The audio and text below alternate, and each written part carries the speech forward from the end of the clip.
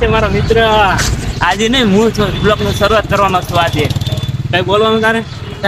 તો જય માતાજી બધા મિત્રોને, કેમ છો બધા મજામાં? તો મિત્રો સ્વાગત છે તમારું બધાનું મારા એક નવા વ્લોગમાં. તો સવારના પોરમાં આપણે જાગી ગયા, જાગીને આપણે બે ગયા તાપવા માટે ગરમ પાણી મેળી દીધું, કારણ કે સવારના પોરમાં જાગીને આપણે જવાનું કોલેજ એટલે ગરમ પાણી મેળી દીધું. હવે આપણે હાથ પગ ધોઈ નાખ્યું ગરમ પાણી, કારણ કે ટાઢા પાણી ધોઈને ટાઢું પાણી બહુ ટાઢું લાગે. એટલે હવે આપણે ગરમ પાણી થઈ એટલે હાથ પગ ધોઈને આપણે તૈયાર થઈને વહી જઈએ કોલેજ બાજુ. તો ફાઇનલી મિત્રો ઘરે આવતો રહ્યો, ઘરે ખાઈ પીને આવતો રહ્યો અને તૈયાર થઈ ગયો. તો જો આપણે રોડ પર એને ઉભા રહીએ. મારા ભાઈ ભાઈબંધ ટાઈટ બહુ આવજો ને, તેમ બહુ ટાઈટ આવીને જો મને ટાઈટ આવે, કારણ કે આજ થોડીક વધારે ટાઈટ. એ ભાઈબંધ કોઈ કોટ પહેરીને આવતો, પણ આજ ભાઈબંધ પેલી વાર કોટ પહેરીને, કારણ કે ટાઈટ વધારે.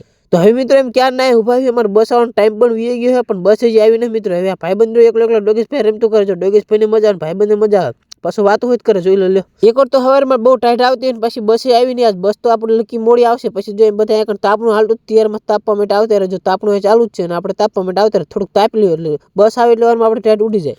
હવે તેમ બધા ભાઈબંધો ક્યારના તાપતા હતા ને એટલે અમારે ટાઈટ ઉડી ગયું. એક ભાઈબંધે કોઠો જ કાઢી નાખ્યો, કારણ કે એને ટાઈટ આવતી નથી. જોઈ લો હવે બસની રાહે, પણ બસ ક્યારે એનું નીકી નહીં. તો હવે તો એમ બધા મિત્રો ઉભા રહીને થાકી રહ્યા હતા અને કલાક ઉપર થઈ ગયા, પણ બસ હજી આવી નથી મિત્રો. આપણે દરરોજ 7 વાગે બસ આવતી ને હવે 8:30 થવા, પણ હજી બસ ના આવી. તો ફાઇનલી મિત્રો આપણે બસ આવી ગઈ. આપણે બસમાં આવીને બેસી ગયા. થોડીક મોડી આવી તો ઘણી મોડી, પણ કાંઈ વાંધો નહીં, આવી તો ખરા ને. આપણે બસમાં બેસી ગયા, કંડક્ટર સાહેબ ટિકિટ ઉઘરાવે ને હવે આપણે સીધા કોલેજે મળવી. તો હવે મિત્રો આપણે કોલેજે પહોંચી ગયા. આપણે આઈડી કાર્ડ પહેરી લીધું અને સીધા કોલેજમાં અંદર કરી જઈને થોડાક લેક્ચર ભરતા આવી. તો હવે મિત્રો આપણે કોલેજમાં બધા લેક્ચર ભરીને આપણે નીકળી ગયા બજાર બાજુ, કારણ કે મારા મોબાઈલમાં કોમ્બો ઉડી ગયો ફોનનો, કારણ કે મેં ફોન પાણી પાડી દીધો એટલે કોમ્બો ઉડી ગયો. એટલે કોમ્બો નાખવા જાવું.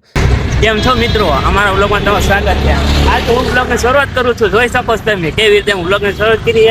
આ છે મારો મિત્ર. આજે નહીં હું છું બ્લોગની શરૂઆત કરવાનો છું. આજે કઈ બોલવાનું તારે? કામ ભાઈ કે આપણે ભાઈબંધને વ્લોગની શરૂઆત કરી જબર કરીને એના માટે એક લાઈક કરી દો હાલો. પછી મિત્રો આપણે ફોન મિલીને આવતા દુકાને. દુકાનવાળા ભાઈ એમ કીધું 2-3 કલાક વાર લાગશે, એટલે આપણે પાછા કોલેજ આવતા રહ્યા. તો પછી મિત્રો ભાઈબંધને કોલેજ બાજુ મેકલી દીધું ને આપણે લેક્ચર બધા પૂરા થઈ ગયા. આપણે મિત્રો આયલા જઈએ પાછા આપણે બસ સ્ટેશન બાજુ મિત્રો. તો પછી તો મિત્રો આપણે બસ સ્ટેશન બાજુ જતા હતા, વચમાં લૂંટનો ખજાનો હતો એટલે આપણે લૂંટવા માટે પહોંચી ગયા.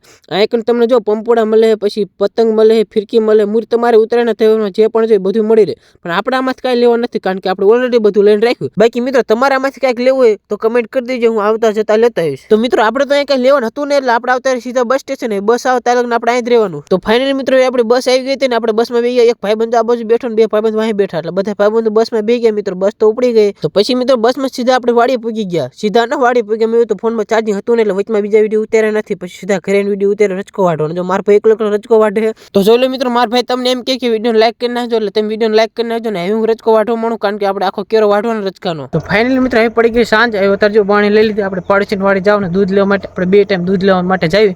ચાલો મિત્રો દૂધ લેતા આપણે. મિત્રો હવે આપણે મળશું કાલે નવા વ્લોગમાં, કારણ કે સાંજ પડી ગઈ. બાકી તમને આપણે વિડીયો જોઈને મજા આવતી હોય તો લાઈક કરી નાખજો, ચેનલ સબસ્ક્રાઈબ કરી નાખજો. મળશું કાલે નવા વ્લોગમાં.